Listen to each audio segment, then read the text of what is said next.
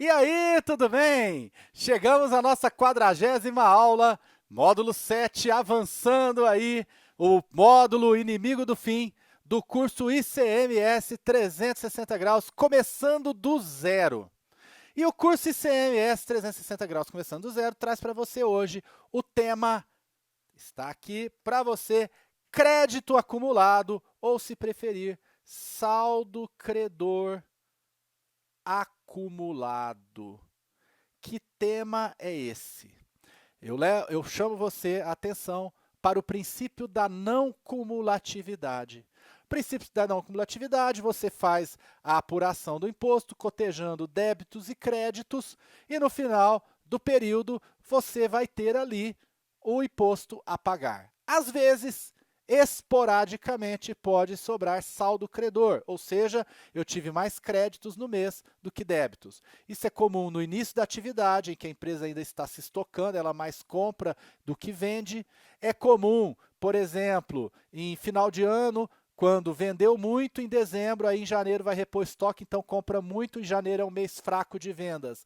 E aí acaba ficando lá com um elevado saldo credor no mês, e aí sobra saldo credor no final do mês. Isso acontece numa época em que a empresa está passando dificuldades, está operando em prejuízo, mas esse crédito, quando a empresa dá uma reerguida, quando passa aquela fase inicial de estoque, quando passa aquele mês de janeiro, esse crédito é naturalmente absorvido pelas operações, porque a empresa não pode trabalhar no vermelho, então ela vai mais vender do que comprar, ela vai ter mais débitos do que créditos e o crédito vai ser absorvido. Acontece que eu tenho situações em que a empresa não consegue absorver esse crédito. É quando surge a figura do crédito acumulado, que é um saldo credor que se repete ao longo de vários períodos, só que o detalhe é o seguinte: vários períodos de apuração sem perspectivas de ser absorvido por débitos do imposto. Então veja que eu vou ter aqui um crédito que vai se formando e pela natureza da atividade do contribuinte, pela característica das suas operações, o contribuinte vai acumulando esse saldo credor ao longo dos meses, não tem o que fazer com esse saldo credor e não consegue absorver porque não tem débitos para isso ou não tem débitos suficientes para tal. Pois bem, esse crédito acumulado, tá? Refere-se a créditos de insumos utilizados nas operações geradoras do crédito acumulado. Você vai entender isso daqui a pouco.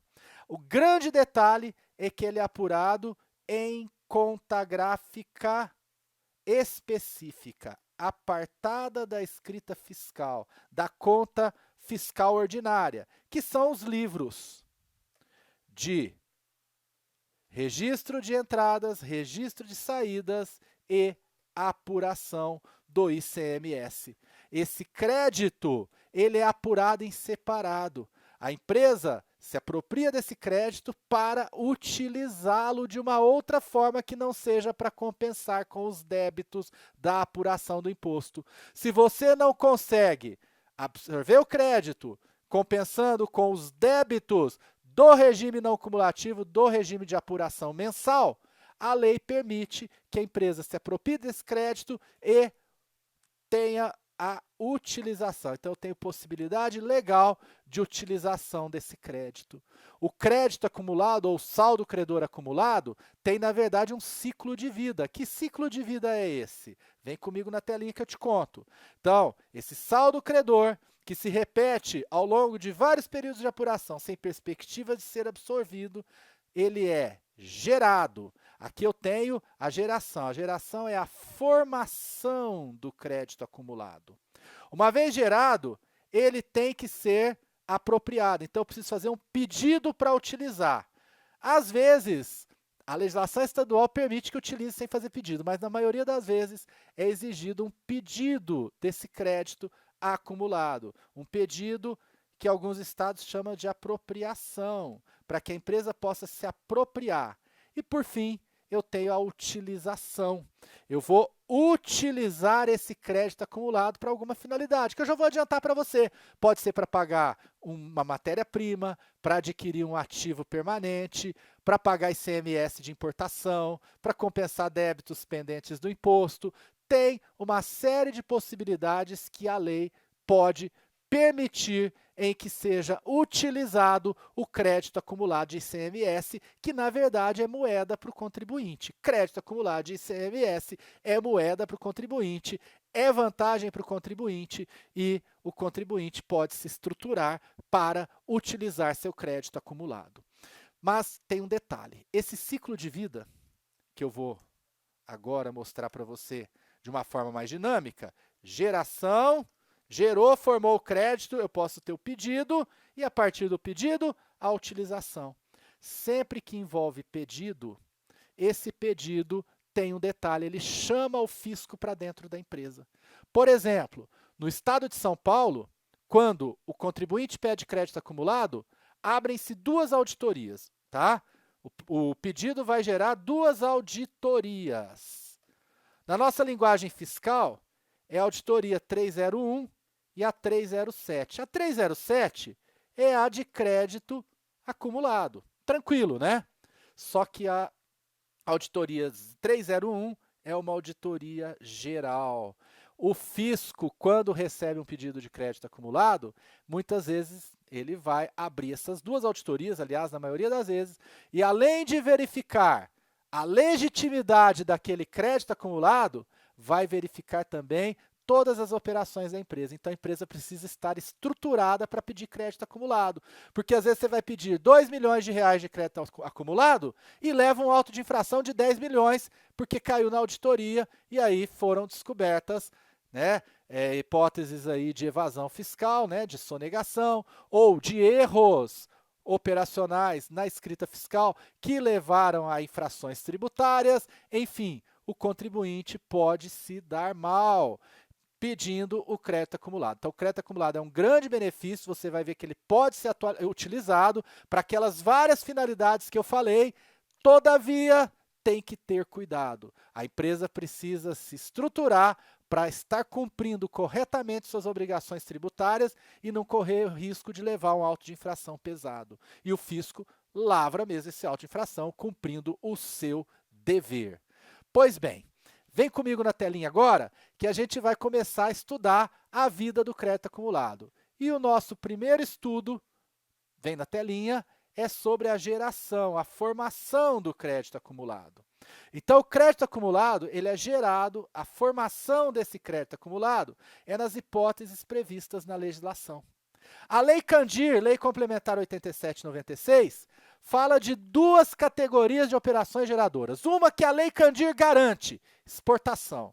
Exportação é geradora de crédito acumulado. Eu vou mostrar isso para você com grande facilidade.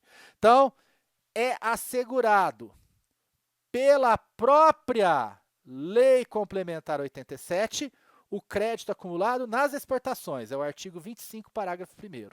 Então, todo Estado é obrigado a garantir ao contribuinte a utilização de crédito acumulado nas operações de exportação. Crédito acumulado na exportação, garantido pela Lei Candir. Agora, eu tenho também a Lei Candir, que é a Lei Complementar Nacional Geral, permitindo que a lei estadual assegure também nos demais casos de saldo credor acumulado. É o parágrafo 2º, eu escrevi parágrafo 1º, mas é o parágrafo 2º do artigo 25. Então, além das exportações, em que é garantido o crédito acumulado para o contribuinte, eu posso ter essa garantia de crédito também, tá? Essa garantia de crédito, ela pode estar presente também na legislação estadual para outras situações. Então vamos começar, até porque pedagogicamente é fácil para entender o crédito acumulado, falando do crédito acumulado nas exportações. Por que nas exportações, que todo Estado tem que garantir, eu tenho a formação, a geração de crédito acumulado? A operação de exportação, ela é geradora de crédito acumulado pelo seguinte, olha só, quando alguém exporta uma mercadoria para o exterior, acontecem 2 coisas. Primeiro, a imunidade na exportação. Então, eu não pago ICMS na exportação. Eu promovo a saída da mercadoria para o exterior e aí não tem ICMS, a gente sabe disso, não incide ICMS nas exportações. Só que a Constituição, quando garantiu a imunidade na exportação, garantiu também o direito à manutenção do crédito. Então, na exportação, não é só imunidade, tem manutenção de crédito também. Olha lá, joinha, o crédito pode ser mantido. Então, eu tenho crédito de ICMS. Eu sou uma empresa exportadora, eu adquiro matéria-prima para a minha indústria, tá? Uma indústria exportadora, e depois eu realizo as exportações. Eu adquiro matéria-prima e realizo exportação. Quando eu adquiro matéria-prima, vem com crédito de ICMS. Quando eu exporto, vai sem imposto. O que vai acontecer? Isso mesmo que você já concluiu. Vai formar crédito acumulado. Se eu sou uma empresa exclusivamente exportadora, eu vou ter muito crédito acumulado, porque eu tenho crédito, crédito, crédito, crédito e nunca tem débito, porque eu exporto. Quando isso acontece, a consequência é mesmo a formação do saldo credor acumulado, do crédito acumulado. Claro que isso na proporção das operações ou prestações de exportação realizadas no período. Eu tenho saldo credor acumulado proporcional às exportações que eu realizo, às exportações que eu efetivo. Tudo bem? Tranquilo para você? Legal. Então, na exportação, forma crédito acumulado. E todo Estado tem que assegurar o crédito acumulado, o direito de utilizar esse crédito acumulado na exportação. E outras situações, os Estados podem assegurar crédito acumulado? Se tiver outra situação que forma crédito acumulado, o Estado pode garantir, mas aí tem que estar previsto na lei estadual. Tem Estado que é só na exportação, não quer saber de outras hipóteses. Já há Estados que liberam geral e concedem crédito acumulado toda vez que esse crédito acumulado se formar.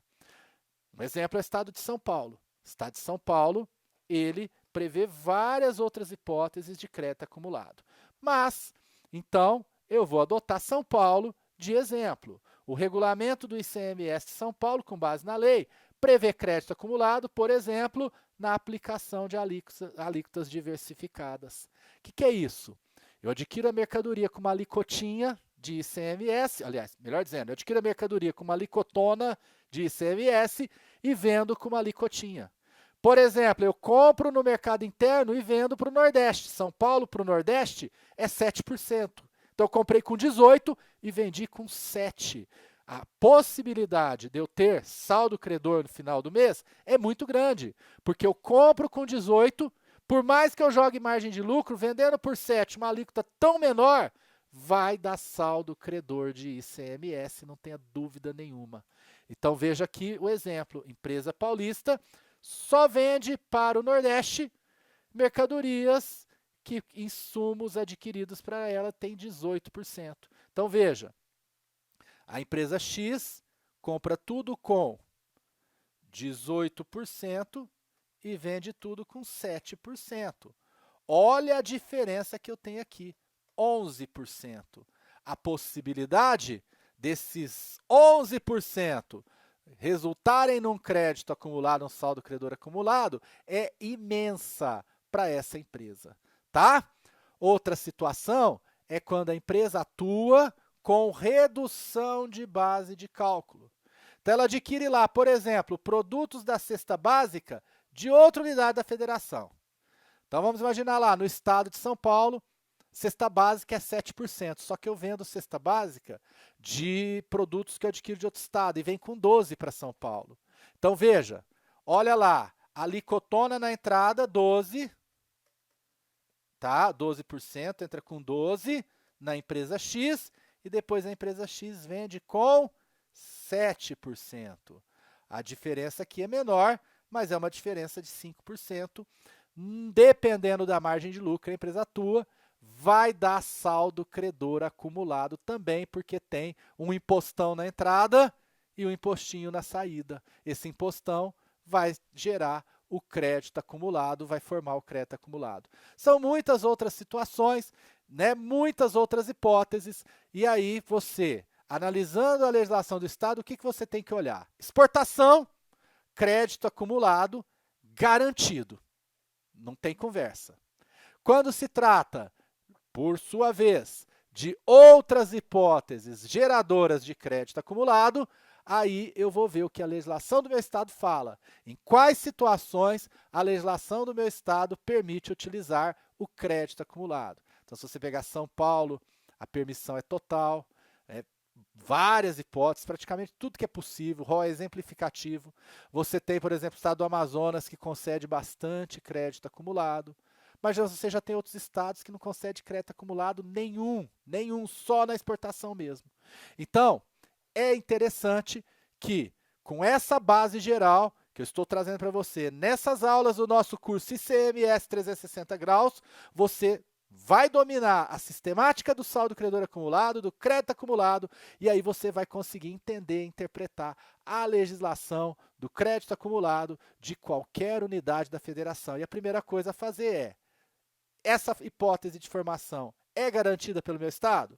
É exportação? Meu Estado não precisa nem garantir, eu tenho direito, está na Lei Candir. Não é exportação, é alíquota diversificada, é resultado de substituição tributária, de redução de base de cálculo que está me formando o crédito acumulado? Aí eu tenho que ver a relação das operações geradoras no meu Estado. E a partir daí eu posso saber se eu vou utilizar ou não o crédito acumulado. Por falar nisso, na próxima aula vamos falar um pouquinho de pedido de crédito acumulado. Nas próximas aulas vamos falar de utilização de crédito acumulado. Hoje eu fico por aqui. Um grande abraço e até a próxima aula. Tchau, tchau. Tchau. Tchau.